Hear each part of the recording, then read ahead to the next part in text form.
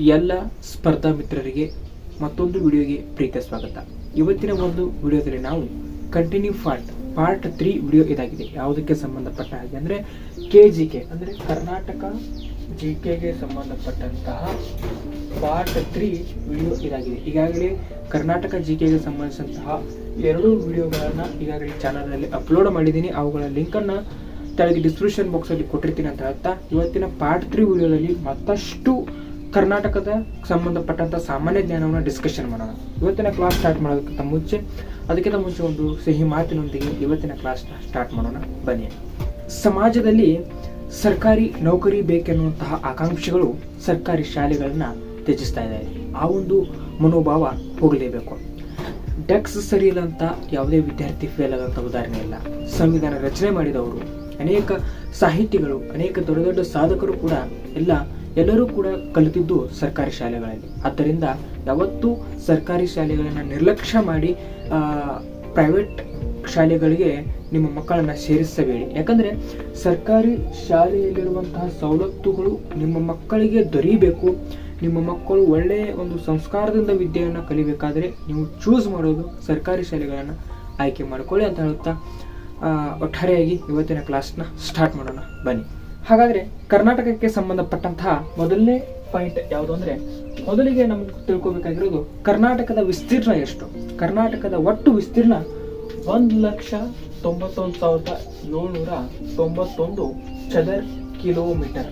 ಅಂದರೆ ಇದನ್ನು ನೆನಪಿಟ್ಕೋ, ಕೋಡು ನಿಮಗೆ ಗೊತ್ತಿರುತ್ತೆ 191,790 ನೆನಪಿಟ್ಕೊಂಡ್ರೆ ಕರ್ನಾಟಕದ ಒಟ್ಟು ವಿಸ್ತೀರ್ಣ ನಮಗೆ ಗೊತ್ತಾಗುತ್ತೆ. ಆದರೆ ಅವನು ಈ ರೀತಿ ಕೇಳೋದಿಲ್ಲ, ಇದು ಎಲ್ಲರಿಗೂ ಗೊತ್ತಿರೋಂಥ ಈ ರೀತಿ ಕೇಳೋದಿಲ್ಲ. ಅವನು ಯಾವ ರೀತಿ ಕೇಳ್ತಾನೆ ಅಂದರೆ ಮೈಲಿಗಳಲ್ಲಿ ಕೇಳ್ತಾನೆ. ಕರ್ನಾಟಕದ ಒಟ್ಟು ವಿಸ್ತೀರ್ಣ ಎಷ್ಟು ಮೈಲಿದೆ ಅಂದರೆ 70,051 ಮೈಲು. 71,051 ಮೈಲು ಕರ್ನಾಟಕದ ಒಟ್ಟು ವಿಸ್ತೀರ್ಣ. ಕಿಲೋಮೀಟರ್ಗಳಲ್ಲಿ 191,791 ಆದರೆ ಮೈಲುಗಳಲ್ಲಿ 70,051 ಕಿಲೋಮೀಟರ್ ಅದ ಮೈಲು. ಹಾಗಾದರೆ ನೆಕ್ಸ್ಟ್ ಕರ್ನಾಟಕದಲ್ಲಿ ಅತಿ ಉದ್ದವಾಗಿ ಹರಿಯುವ ನದಿ ಯಾವುದು ಅಂದರೆ ಕೃಷ್ಣಾ ನದಿ. ಕರ್ನಾಟಕದಲ್ಲಿ ಅತಿ ಉದ್ದವಾಗಿ ಹರಿಯುವ ನದಿ ಕೃಷ್ಣಾ ನದಿ. ಎಷ್ಟು ಉದ್ದ ಹರಿಯುತ್ತಂದ್ರೆ ಇದು ಅಷ್ಟು ಟೋಟಲ್ 480 ಕಿಲೋಮೀಟರ್ ಉದ್ದವಾಗಿ ಕರ್ನಾಟಕದಲ್ಲಿ ಹರಿಯುತ್ತೆ. ಕೃಷ್ಣಾ ನದಿ ಕರ್ನಾಟಕದಲ್ಲಿ ಅತಿ ಉದ್ದವಾಗಿ ಹರಿಯುವ ನದಿಯಾಗಿದ್ದು ಅದರ ಒಟ್ಟು ಉದ್ದ ಎಷ್ಟಂದ್ರೆ 480 ಕಿಲೋಮೀಟರ್. ಹಾಗಾದ್ರೆ ನೆಕ್ಸ್ಟ್ ಪಾಯಿಂಟ್, ಕರ್ನಾಟಕದ ಹೊಸ ಕೈಗಾರಿಕಾ ನೀತಿ ಅಂದರೆ ಪ್ರತಿ 5 ವರ್ಷಕ್ಕೊಮ್ಮೆ ಹೊಸ ಕೈಗಾರಿಕಾ ನೀತಿ ಜಾರಿಯಾಗುತ್ತೆ. ಹಾಗಾದರೆ ಈಗ ಸದ್ಯದಲ್ಲಿ ಜಾರಿಯಾಗಿರ್ತಕ್ಕಂಥ ಕರ್ನಾಟಕ ಕೈಗಾರಿಕಾ ನೀತಿ ಎಷ್ಟು ವರ್ಷದಿಂದ ಇದೆ? 2020ರಿಂದ 2025ರವರೆಗೆ ಹೊಸ ಕೈಗಾರಿಕಾ ನೀತಿ ಜಾರಿಯಲ್ಲಿದೆ. ಅಂದರೆ ಪ್ರೆಸೆಂಟ್ ಈಗ ಜಾರಿಯಲ್ಲಿದೆ. ಇದರ ಬಗ್ಗೆ ಕೇಳಬಹುದು. ಹಾಗಾದರೆ ನೆಕ್ಸ್ಟ್ ಪಾಯಿಂಟ್, ಕನ್ನಡದ ಮೊದಲ ರಾಜ ಮನೆತನ ಯಾವುದು ಅಂದರೆ ಕದಂಬ ಮನೆತನ. ಕನ್ನಡದ ಮೊದಲ ರಾಜ ಮನೆತನ ಯಾವುದು ಅಂದರೆ ಕದಂಬ ಮನೆತನ. ಹಾಗೆ ನೆಕ್ಸ್ಟ್ ನೋಡ್ಕೊತ ಹೋಗೋದಾದ್ರೆ, ಕನ್ನಡದ ಅಥವಾ ಕರ್ನಾಟಕದ ಮೊದಲ ರಾಜ್ಯಪಾಲರು ಯಾರು ಅಂದರೆ ಜಯ ಚಾಮರಾಜ ಒಡೆಯರು. ನಾನು ಯಾಕೆ ಈ ರೀತಿ ಕೈ ಮಾಡಿದೆ ಅಂದರೆ ಕರ್ನಾಟಕದ ಮೊದಲ ರಾಜ್ಯಪಾಲರು ಯಾರು ಅಂದರೆ ಜಯ ಚಾಮರಾಜ ಒಡೆಯರು. ಕರ್ನಾಟಕದ ಇವರು ಮೊದಲ ರಾಜ್ಯಪಾಲರು ಜಯ ಚಾಮರಾಜ ಒಡೆಯರು. ಇದನ್ನ ನನಗೆ ಈ ಹೆಸರನ್ನ ಒಟ್ಟು ನೆನಪಿಡುವಕ್ಕೆ ಆಗ್ತಾ ಇರಲಿಲ್ಲ. ಅದಕ್ಕಾಗಿ ನಾನು ಹಿಂಗೆ ಈ ಕೈ ಮಾಡಿದ್ನಲ್ಲ, ಜಯ ಅಂದರೆ ನಮ್ಗೆ ಜಯಶಾಲಿ ಆದಾಗ ನೆನಪಾಗುತ್ತೆ. ಜಯ ಅನ್ನು ಈ ಕೈ ಮಾಡಿದರೆ ಮೊದಲ ರಾಜ್ಯಪಾಲರು ನೆನಪಾಗಬೇಕು. ಜಯ ಒಂದು ರಾಜ್ಯದ ಹೆಸರು, ಚಾಮರಾಜ ಒಂದು ಮೈಸೂರಿನ ಒಡೆಯರು, ಜಯ ಚಾಮರಾಜ ಒಡೆಯರು. ಈ ರೀತಿ ನೆನಪಿಡಬೇಕು. ಹಾಗಾದರೆ ಕರ್ನಾಟಕದ ಮೊದಲ ಮಹಿಳಾ ರಾಜ್ಯಪಾಲರು ಅಂದರೆ VS ರಮಾದೇವಿ. ಕರ್ನಾಟಕದ ಮೊದಲ ರಾಜ್ಯಪಾಲರು ಜಯ ಚಾಮರಾಜ ಒಡೆಯರು ಆದರೆ ಮೊದಲ ಮಹಿಳಾ ರಾಜ್ಯಪಾಲರು ವಿ ರಮಾದೇವಿ. ಕರ್ನಾಟಕದ ಮೊದಲ ಮಹಿಳಾ ರಾಜ್ಯಪಾಲರು ವಿ ರಮಾದೇವಿ. ಹಾಗಾದರೆ ಕರ್ನಾಟಕ ವಿಧಾನಸಭಾ ಸ್ಪೀಕರ್, ಕರ್ನಾಟಕದ ವಿಧಾನಸಭಾ ಮೊದಲ ಸ್ಪೀಕರ್ ಯಾರು ಅಂದರೆ ವಿ ವೆಂಕಟಪ್ಪ. ಕರ್ನಾಟಕದ ವಿಧಾನಸಭಾ ಮೊದಲ ಸ್ಪೀಕರ್ ವಿ ವೆಂಕಟಪ್ಪ. ಹಾಗಾದರೆ ಕರ್ನಾಟಕದ ವಿಧಾನಸಭಾ ಮೊದಲ ಮಹಿಳಾ ಸ್ಪೀಕರ್ ಯಾರು ಅಂದರೆ KS ನಾಗರತ್ನಮ್ಮ. KS ನಾಗರತ್ನಮ್ಮ. ಕರ್ನಾಟಕದ ವಿಧಾನಸಭೆಯ ಮೊದಲ ಸ್ಪೀಕರ್ V ವೆಂಕಟಪ್ಪ. ವಿಧಾನಸಭೆಯ ಮೊದಲ ಮಹಿಳಾ ಸ್ಪೀಕರ್ ಯಾರು ಅಂದ್ರೆ KS ನಾಗರತ್ನಮ್ಮ. ಹಾಗೆ ಕರ್ನಾಟಕದ ಮೊದಲ ರಾಜ್ಯಪಾಲರು J ಚಾಮರಾಜ ಒಡೆಯರು. ಕರ್ನಾಟಕದ ಮೊದಲ ಮಹಿಳಾ ರಾಜ್ಯಪಾಲರು ಯಾರಂದ್ರೆ V ರಮಾದೇವಿ. ಮತ್ತೆ ನೆಕ್ಸ್ಟ್ ನೋಡ್ಕೊತಾ ಹೋಗೋದಾದ್ರೆ ಕರ್ನಾಟಕದಲ್ಲಿ ಒಟ್ಟು 28 ಲೋಕಸಭಾ ಕ್ಷೇತ್ರಗಳಿವೆ. 28 ಲೋಕಸಭಾ ಕ್ಷೇತ್ರಗಳಲ್ಲಿ ರಾಯಚೂರು ವಿಧಾನಸಭಾ ಕ್ಷೇತ್ರ ಮತ್ತು ಬಳ್ಳಾರಿ ವಿಧಾನಸಭಾ ಕ್ಷೇತ್ರಗಳು ಏನಾಗಿವೆ ಅಂದ್ರೆ ಪರಿಶಿಷ್ಟ ಪಂಗಡಕ್ಕೆ ಸೇರಿದಂತಹ ಕ್ಷೇತ್ರಗಳಿವೆ. ಒಟ್ಟು ಟೋಟಲ್ ಆಗಿ ನಮ್ಮ ರಾಜ್ಯದಲ್ಲಿ 28 ಲೋಕಸಭಾ ಕ್ಷೇತ್ರಗಳಿದ್ದು ಅದರಲ್ಲಿ ರಾಯಚೂರು ವಿಧಾನಸಭಾ ಕ್ಷೇತ್ರ, ಬಳ್ಳಾರಿ ವಿಧಾನಸಭಾ ಕ್ಷೇತ್ರ ಯಾವ ಒಂದು ಪಂಗಡಕ್ಕೆ ಸೇರಿದೆ ಅಂದ್ರೆ ಪರಿಶಿಷ್ಟ ಪಂಗಡಗಳಿಗೆ ಸೇರಿದಂತಹ ಕ್ಷೇತ್ರಗಳಾಗಿವೆ. ಇನ್ನ ಲೋಕಸಭೆಯ 28 ಕ್ಷೇತ್ರಗಳಲ್ಲಿ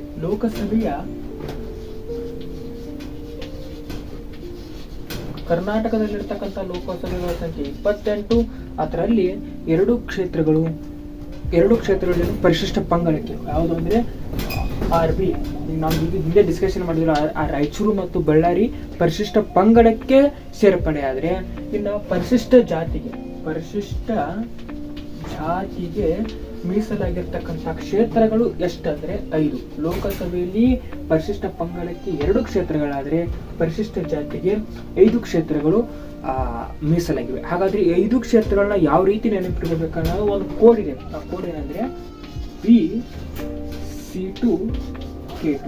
ಏನಿದು ಒಂದು ಯಾವ ರಾಸಾಯನಿಕ ಸಮೀಕರಣ ಅಂತ ಕೇಳಿದ್ರಿ. ಈ ರಾಸಾಯನಿಕ ಸಮೀಕರಣದಿಂದ 5 ಏನು ನೆನಪಿಟ್ಕೋಬಹುದು, ಪರಿಶಿಷ್ಟ ಜಾತಿಗೆ ಸೇರಿದಂತ 5 ವಿಧಾನಸಭಾ ಕ್ಷೇತ್ರಗಳನ್ನ ಒಂದೊಂದಾಗಿ ಹೇಳ್ತೀನಿ ನೋಡಿ. ಹಾಗಾದ್ರೆ ಒಂದನೇದು ಏನಂದ್ರೆ ಬಿ ಏನು ಅಂದ್ರೆ ಬಿದರ್ ಲೋಕಸಭಾ ಕ್ಷೇತ್ರ. ನೆಕ್ಸ್ಟ್ ಎರಡನೇದು ಸಿ ಅಂದ್ರೆ ಒಂದು ಸಿ ಏನಂದ್ರೆ ಚಾಮರಾಜನಗರ ಲೋಕಸಭಾ ಕ್ಷೇತ್ರ. ಚಾಮರಾಜನಗರ ಲೋಕಸಭಾ ಕ್ಷೇತ್ರ. ನೆಕ್ಸ್ಟ್ ಇನ್ನೊಂದು ಸಿ ಏನು ಅಂದ್ರೆ ಚಿಕ್ಕಬಳ್ಳಾಪುರ.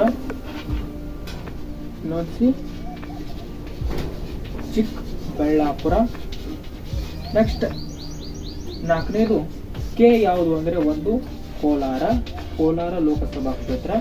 ನೆಕ್ಸ್ಟ್ ಐದನೇ ಕೆ ಯಾವುದು ಅಂದ್ರೆ ಕಲಬುರಗಿ. ಈ 5 ವಿಧಾನಸಭಾ ಕ್ಷೇತ್ರಗಳು ಪರಿಶಿಷ್ಟ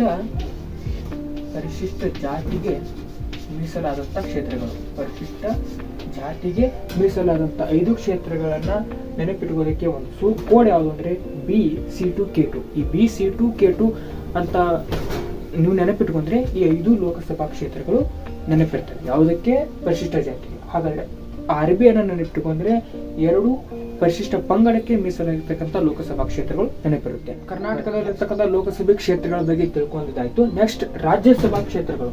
ಕರ್ನಾಟಕದಲ್ಲಿರ್ತಕ್ಕಂತಹ ರಾಜ್ಯ ಸಭಾ ಕ್ಷೇತ್ರಗಳು ಎಷ್ಟು ಅಂದ್ರೆ 12 ರಾಜ್ಯಸಭಾ ಕ್ಷೇತ್ರಗಳು. ಈ 12 ರಾಜ್ಯಸಭಾ ಕ್ಷೇತ್ರಗಳಲ್ಲಿ ವಿಧಾನಸಭೆಗೆ ಎಷ್ಟು ಸ್ಥಾನಗಳಿವೆ? ವಿಧಾನಸಭೆಯ ಸದಸ್ಯರ ಸಂಖ್ಯೆ ಎಷ್ಟು ಅಂದ್ರೆ 224. ಈ ವಿಧಾನಸಭೆ ಅಂದ್ರೆ ರಾಜ್ಯಸಭೆಯಲ್ಲಿ 2 ವಿಧಗಳು ಬರ್ತವೆ, ಒಂದು ವಿಧಾನಸಭೆ, ಒಂದು ವಿಧಾನ ಪರಿಷತ್. ಹಾಗಾದ್ರೆ ವಿಧಾನಸಭೆ ಸದಸ್ಯರ ಸಂಖ್ಯೆ 224. ಈ 224ರಲ್ಲಿ ಪರಿಶಿಷ್ಟ ಪಂಗಡಕ್ಕೆ 15 ಸದಸ್ಯರು, ಪರಿಶಿಷ್ಟ ಜಾತಿಗೆ 35 ಸದಸ್ಯರು ಮೀಸಲಾಗಿರ್ತಾರೆ. ವಿಧಾನಸಭೆಯ ಒಟ್ಟು 224 ಸದಸ್ಯರಲ್ಲಿ 15 ಪರಿಶಿಷ್ಟ ಪಂಗಡಕ್ಕೆ ಮೀಸಲಾಗಿವೆ, 35 ಪರಿಶಿಷ್ಟ ಜಾತಿಗೆ ಮೀಸಲಾಗಿವೆ. ಹಾಗಾದ್ರೆ ನೆಕ್ಸ್ಟ್ ವಿಧಾನ ಪರಿಷತ್ಗೆ ಪರಿಷತ್ ಸದಸ್ಯರ ಸಂಖ್ಯೆ ಎಷ್ಟು ಅಂದ್ರೆ 75. ವಿಧಾನಸಭೆದು 224 ಆದರೆ ವಿಧಾನ ಪರಿಷತ್ತು 75, ಸದಸ್ಯರನ್ನ ಒಳಗೊಂಡಿರುತ್ತದೆ. ಒಟ್ಟು ರಾಜ್ಯಸಭಾ 12 ಕ್ಷೇತ್ರಗಳಲ್ಲಿ ಇಷ್ಟು ನಾವು ನೆನಪಿಟ್ಕೊಳ್ಬೇಕು. ಹಾಗಾದ್ರೆ ನೆಕ್ಸ್ಟ್ ಕರ್ನಾಟಕದ ಉತ್ಸವ ಯಾವುದು? ಕರ್ನಾಟಕದ ಉತ್ಸವ ಯಾವುದು ಅಂದ್ರೆ ದಸರಾ ಉತ್ಸವ. ಕರ್ನಾಟಕದ ಪ್ರಸಿದ್ಧ ಉತ್ಸವ ಅಥವಾ ಕರ್ನಾಟಕದ ಉತ್ಸವ ಯಾವುದು ಅಂದ್ರೆ ದಸರಾ ಉತ್ಸವ ಅಂತ ನಾವು ಹೇಳ್ಬೋದು. ದಸರಾ ಉತ್ಸವ ಅಂತ ನಾವು ಹೇಳ್ಬೋದು. ಓಕೆ, ಇವತ್ತಿನ ಕ್ಲಾಸ್ನಲ್ಲಿ ಇಷ್ಟು ಕರ್ನಾಟಕ GKಗೆ ಶಾರ್ಟ್ ಟೈಮಲ್ಲಿ ಒಂದಿಷ್ಟು ಮಾಹಿತಿನ ನಿಮಗೆ ತಿಳಿಸ್ಕೊಟ್ಟಿದ್ದೀನಿ ಅಂತ ಅನ್ಕೊಂಡಿದ್ದೀನಿ. ಈ ವಿಡಿಯೋ ಇಷ್ಟ ಆಗಿರೋ ವಿಡಿಯೋವನ್ನು ಲೈಕ್ ಮಾಡಿ. ಇದೇ ರೀತಿ ಮತ್ತೆ ಕಂಟಿನ್ಯೂ ಪಾರ್ಟ್ ಆಗಿ ನೆಕ್ಸ್ಟ್ನ ಪಾರ್ಟ್ 4 ಕ್ಲಾಸಲ್ಲಿ ಮತ್ತೆ ಭೇಟಿ ಆಗೋಣ ಅಂತ ಹೇಳ್ತಾ ಅಲ್ಲಿವರೆಗೂ ಎಲ್ಲರಿಗೂ ಟೇಕ್ ಕೇರ್, ಬಾಯ್ ಬಾಯ್, ನಮಸ್ಕಾರ.